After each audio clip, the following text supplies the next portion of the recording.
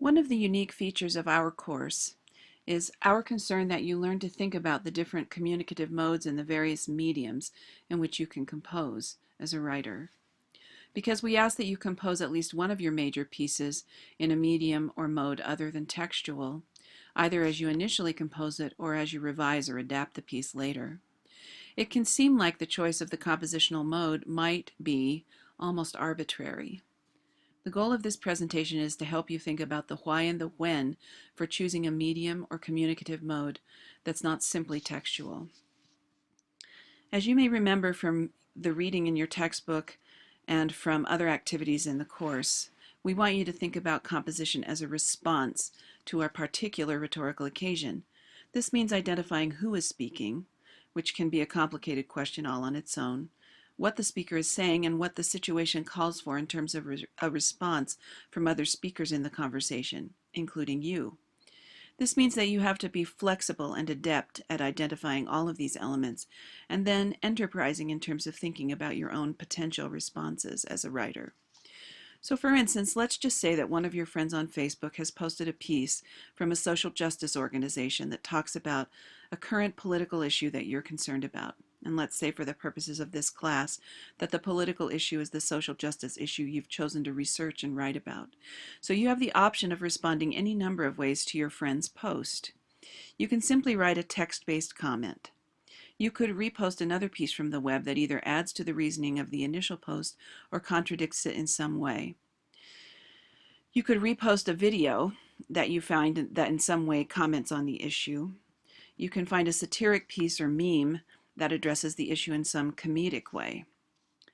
So even just with the commonplace response of the comment on a social media platform like Facebook, you have multiple options in terms of your response. Now in this class you have to do more than simply comment. For your major writing assignments, we've asked you to do something more full-bodied than simply posting something else, including just a short comment in terms of a response to a rhetorical situation.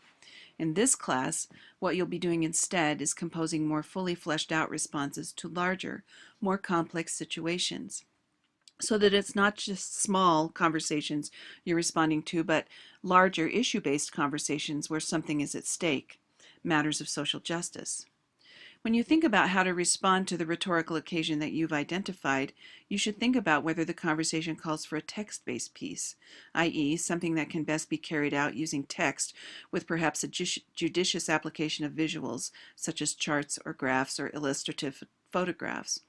Whether the situation calls for something with multiple forms of media and audio and video.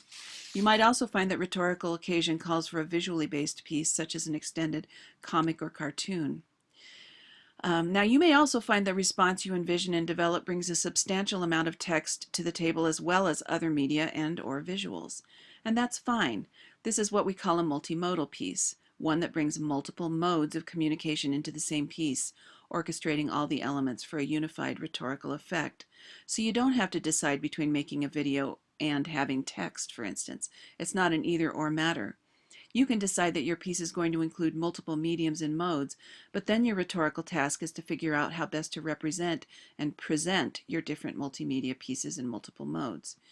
You may find that if you're working with a multiple media piece that includes video or a snippet of audio, and you're trying to orchestrate a visual, textual, and a gestural mode into a single unified communicative gesture, that a Word document may not be your best tool to do it.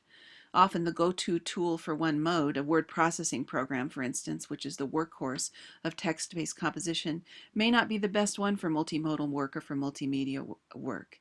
If you're embedding a video as a key turning point in a mostly text-based piece, you might want to consider composing in a web-based space, which easily supports both text and multimedia. These are the kinds of decisions you should be weighing as you compose multimodally or in multiple media, and you'll get better at it. We want you to have the experience of composing in more than one medium or mode during the course of the semester. Given that, you have a lot of choice and freedom as you think about what mode or medium or a combination thereof makes the most fitting response to your rhetorical situation. Remember to seek to balance your experiences as a matter of learning, that is, what you need to learn in the course, but also as a matter of learning to be a more adept, thoughtful, an apt writer as you get better and better at making rhetorical choices.